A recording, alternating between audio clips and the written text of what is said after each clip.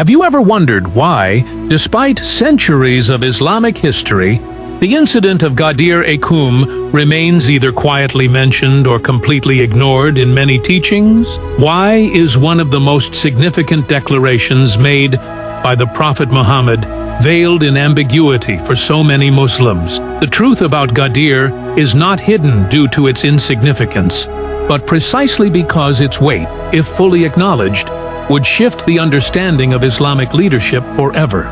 This is not a fringe theory or an emotional plea. This is history, narrated in authentic books, preserved in the hearts of millions, and testified by the Prophet's own words. The truth is, what happened at Ghadeer-e-Khum wasn't just a farewell speech.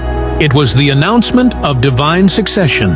It was the 18th of Dhul Hijjah, in the scorching heat of the desert, after the Prophet had completed his final Hajj. Over 100,000 Muslims were with him. As the caravan reached a place called Ghadeer-e-Khum, a junction where travelers parted in different directions, the Prophet suddenly halted the procession. He ordered everyone to stop. Even those who had gone ahead were called back. Temporary pulpits were constructed with camel saddles. Why? Because what he was about to say wasn't casual advice. It was a divine message, a revelation that would finalize the structure of Islamic leadership after him. According to Shia books like Al-Ihtijaj by al-Tabarsi, Bihar al-Anwar by Allama Amini, and Kitab al-Ghadir by Allama Abdul Hussein Amini, the Prophet delivered a long sermon. He asked the people, "Do I not have more authority over you than you have over yourselves?" The crowd replied, "Bala ya Rasul Allah." Yes, O Messenger of Allah. Then came the words that still echo in the hearts of true believers, "Man kuntu Mawlahu, fa haza Aliyyun Mawlahu."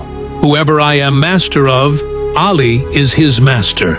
He repeated it not once or twice, but 3 times. Some narrations say even 4 times, to ensure there was no misunderstanding. Then he raised the hand of Imam Ali so high that the whiteness of their underarms became visible. This wasn't a metaphor. It wasn't symbolic. It was a clear and direct announcement of Wilayah, spiritual and political leadership. The word Mawla wasn't used in confusion. The same prophet who was known for the clarity of his speech, who could convey the Quranic message in perfect eloquence, would not leave something as important as succession ambiguous. The revelation of the verse from the Quran, immediately after this event, further strengthens its importance.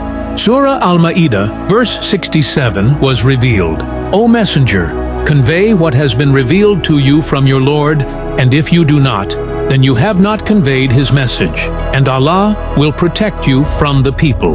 567. What was so important that Allah said, if you don't convey this, it is as though you have not conveyed anything at all? According to Tafsir al-Mizan and narrations in Shia Tafasir, this verse directly refers to the announcement of Ghadir. Even Sunni sources like Tafsir al-Dur al-Manthur mention this context. Then, after the declaration, Allah revealed another verse. This day I have perfected your religion for you and completed my favor upon you and have chosen Islam as your religion. 5:3. The verse of completion. Could religion be perfected without appointing a leader? Would the Prophet leave his ummah like a flock without a shepherd? Absolutely not. The Prophet, who cared about how his followers performed prayer and how they fasted, could he ignore the leadership that would safeguard Islam after him? History tells us that shortly after this declaration, Umar ibn al-Khattab congratulated Imam Ali, saying, "Congratulations, O son of Abu Talib. Today you have become the Mawla of every believing man and woman." This is not a Shia fabrication.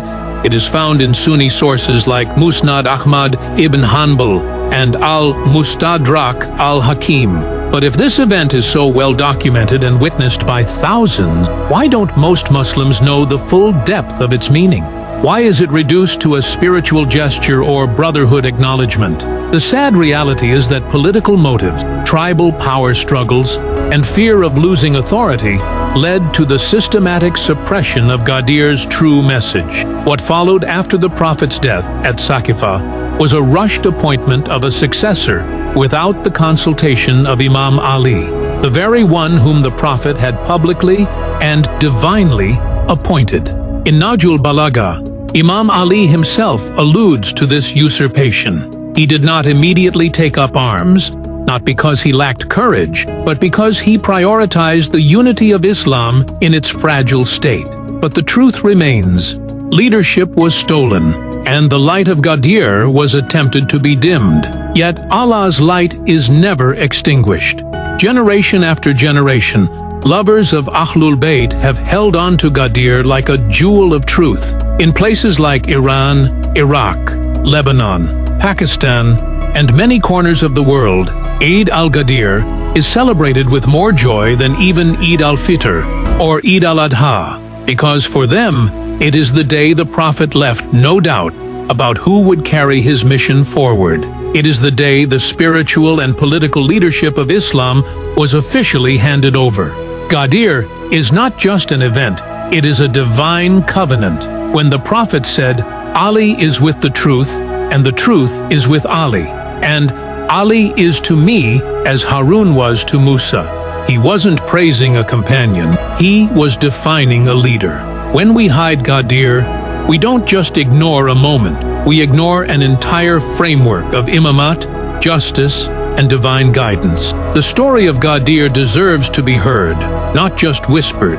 It's a truth that liberates the soul, clarifies the mission, and brings us closer to understanding the Prophet's full message. It's not just about historical accuracy, it's about spiritual responsibility. In a world full of confusion, returning to Ghadir is like returning to the sun when lost in the fog. So the next time someone asks, who appointed Ali, don't hesitate to say, it wasn't the Shia, it wasn't the scholars, it wasn't a vote. It was the Prophet himself, on the command of Allah, in front of 100,000 witnesses, in the burning heat of Ghadeer-e-Khum. And that truth, no matter how hidden, still shines today.